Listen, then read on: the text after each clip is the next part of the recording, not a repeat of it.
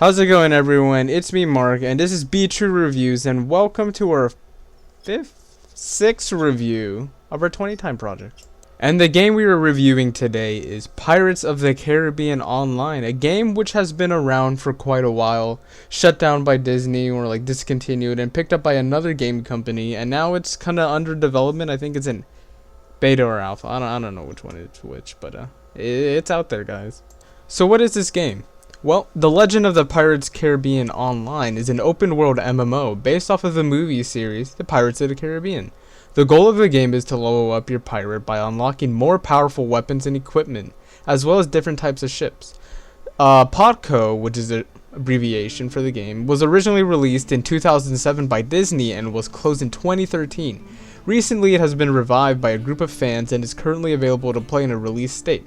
While the game does have several problems, it does manage to capture the excitement and fun of the previous game. Additionally, the game is completely free and it has been quoted by the developers that they will not add a paid bonus to the game such as membership like it had before. And if you want to try out this game, it is completely free. If you're watching on YouTube, it's going to link for the website to download the game. It's going to be in the description, and if you're on the article, it's going to be in the article as well, so look out for that. So as per usual, we're going to be starting off with the positives about the game, and there are actually a lot of things to talk about for PODCO. So the first thing we're going to be talking about PODCO is the community of PODCO, how it is and what I think about it. And from what I've seen from PODCO recently, and I have been playing PODCO since when it was out for a little bit too, not as much as like Daniel and his friends have, but I did play it, and from what I've managed to see from the community, that it's a very laid-back community. It's a very chill community. People are willing to help you out. People are willing to join your party and cruise, and everyone's really friendly, which is good because I like a friendly, engaging community, and they seem really passionate about this game, which is a good thing too. You have an engaging audience, which is good. And then speaking with the community somewhat of the game, the developers, you could tell, truly care about this game. The fact that they just managed to buy the game, I think is what happened, or they just picked it up, shows that they really love the game, they're really into the game, they care about the quality of the game, and they want this game to be the best it could be.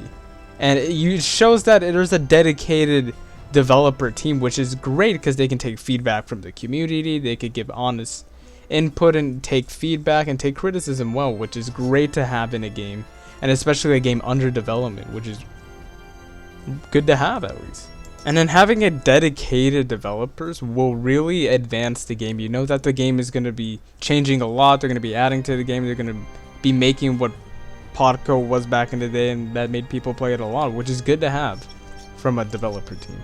Another nice aspect about PODCO is the customization in the game. There is a lot to customize. You can customize the way your character looks like when you start the game, the clothes you have, your name, your ship's name. There's just a lot to customize about the game that I'm forgetting to mention parts of it, and it makes it the user really engaged in the game, and I really like that. There's a lot to customize yourself with, which is good to have. Could they add on to the customizations? Perhaps. I feel like you could get more freedom with the username you pick, because I had to pick for Sir Spit as my username, which is I use for everything. I had to try like 3 different times to get it approved. I had a space in between, which to me sounded kind of confusing, but it could be for legal reasons or copyright reasons, which I totally get, but the game is still under development, so you can see why. Still speaking with the customization, there's just a lot of different options clothing-wise, color-wise, what kind of hats and outfits you can have. There's just a lot to do and a lot to shape your character, which is really engaging, and I like it too. Still kind of speaking to the customization, but not really. Throughout the game, as you gain levels and levels, as you gain level 10, you become level 20, level 3, you really feel that you're progressing in the game with the new kind of weapons you can use, the new kind of swords you can use, the new ships you could sail, and the new clothing you could wear. It just feels like that you have a goal to grind in the game, which is something I'm going to speak to soon. It feels like that you're actually making the difference in the game and you're progressing in the game, which is something some games lack of, but it's something that they're doing great and something they need to continue and maybe could build upon in the future after they're done with the rebuild of PODCO, which is something to take into consideration, I think. Talking about the grinding part in PODCO, it is real. You could be sitting hours doing the same thing, But the thing is, you know that you're doing it for a good reason. You're gonna unlock a lot of new skill points, a lot of new weapons you could use, a lot of new clothing you could use, and even new ships, which is like the ultimate thing in the game. And it just feels like that you're actually building up towards something. So the grind is worth it. It's not even that hard, and it's fun to do. A way that you could grind a lot in this game is by going on huge ship runs, leveling up your sailing, your cannon levels, while gaining loot, as well as leveling up your sailing experience or levels, and then cannon levels, which is it's fun to do, and you gain a lot, and you feel really rewarded in the game, which is something that this game does pretty well on. The weapon variation in Potco is just, there are a lot of awesome weapons in the game. There's a lot of different swords like cutlasses, broadswords, sabers. There are a lot of different guns like the blunderbuss, musket, and pistol. And then there are even voodoo dolls, which is cool. Voodoo dolls, a game that has voodoo dolls, it's pretty good. There's daggers, throwing or handheld, grenade explosive, voodoo staffs. There's just a lot of different types of variations of weaponry you could have, which is good. There's a lot of variation if you want to change it up a bit, which is nice. And that leads to the combat, which the combat in the game may not be the best because of the graphics, but hey, the combat is nice. It's smooth, it's easy, there's not you can understand it. It's not complicated. It's not like, oh, what am I doing? You know what's happening, and it's pretty easy to do. It's pretty easy to understand. It's not complicated, which is good.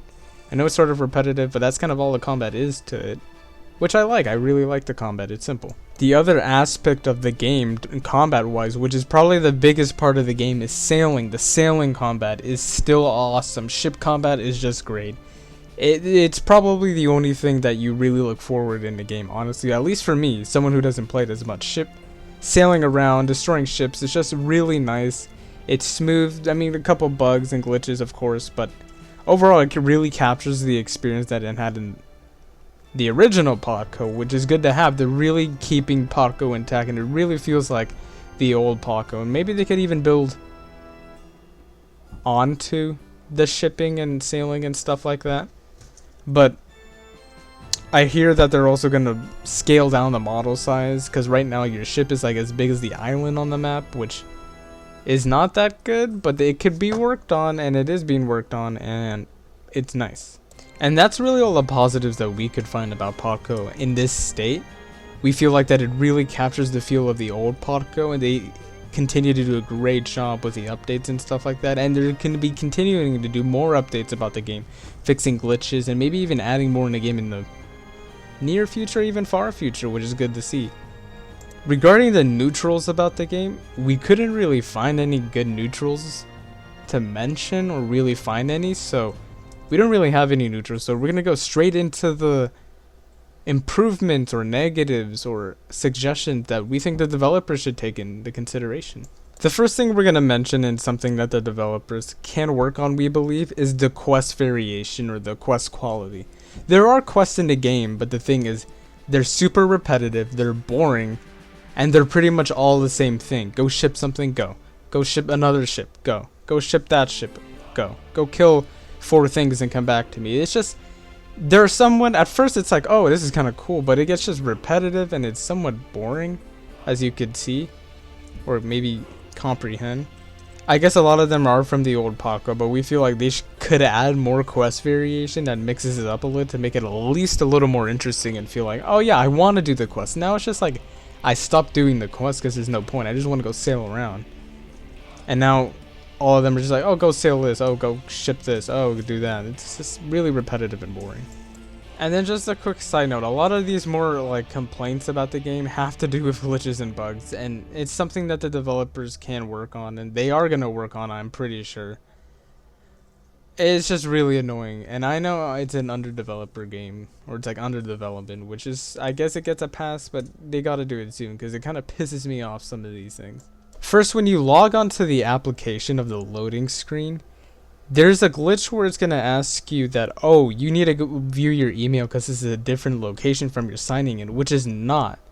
It said that I was in a different city, which is not that far from here, but I'm really not. And which is fine the first time, and it's not that easy. You just go to the email, go to a website, it's like, oh yeah, it's cleared. But it does this multiple times, and it's just something that's frustrating and like takes a while to log in because I got to go to my email. Sometimes I'm not logged in, and it's something that I think they should really work on soon, because it kind of triggers, you know. And then in general, there's just a lot of bugs that happen throughout the game, like the models, you can't go to something because the tree model is kind of blocking your pathway, but it's not really. There's just a lot of little bugs like that they can, it's easy to fix perhaps, or they're gonna get to it, but it's just something that I feel like it should be pointed out at least. And your game will crash a lot. And we have a friend who did the tutorial of the game, which we don't really recommend you should do, but if you want to, your game's gonna crash a lot. Apparently, from that person, they've been crashing a lot, and also just crashing in general in the game happens a lot. So get ready for that if you get the game, especially when you're in sailing. When you're in sailing, oh my, you tend to crash a lot, and very frustrating. And especially in the loading screens, you will crash a lot. So prepare to get a little frustrated with your game crashing. But the upside is that it doesn't take a lot to load back in, which is kind of cool compared to like newer games where it takes a while to load in or like load up, like GTA 5 on Steam. Takes like an entire year just to load the game. Just want to point that out. Regarding to the crashes in sailing, when you're porting, your game will crash more than half the time, which is something that they could work on, but it could take time, so prepare yourself. A quick note on like the weapon models, not a lot of them look different. They all look the same. They just have different names and stats, and that's really it. And I feel like they could at least make it to look a little different. I know the graphics can hinder that, but at least make it a little different. So even though there are a wide variety of weapon variation, they all kind of just look the same, which is kind of frustrating, or not even frustrating, just doesn't look cool, I guess is another way to put it. But apart with the glitches and the numerous crashes and the quest boringness and the grinding, the game is really like the old Podco. The developers gotta get kudos to that. It takes a lot of work to do that, and they should keep up the good work. And I believe that they could make the game even better in the future once they have the game actually released, because it's still pretty much being tested and underdeveloped. So that is something I want to say. So overall, The Legends of the Pirates of the Caribbean Online has a lot of potential, like we've been talking about throughout this review. The game has great combat and sailing mechanics, but there are several points that need to be addressed by the developers. The game's stability, their graphics, and quest layout needs to become much more solid, as well as a variety of activities, and the excessive grinding could be improved in some areas. If these changes were made for Podco, it could become a much more mainstream and popular MMO like its previous counterpart where the previous edition was. As per usual, guys, we want you to get Pirates of the Caribbean Online. Try it out for yourself. It is free. Link will be down below if you want to check it out. And have fun with it. And then again, thank you for watching our review, and we'll see you in the next one. Have a great day.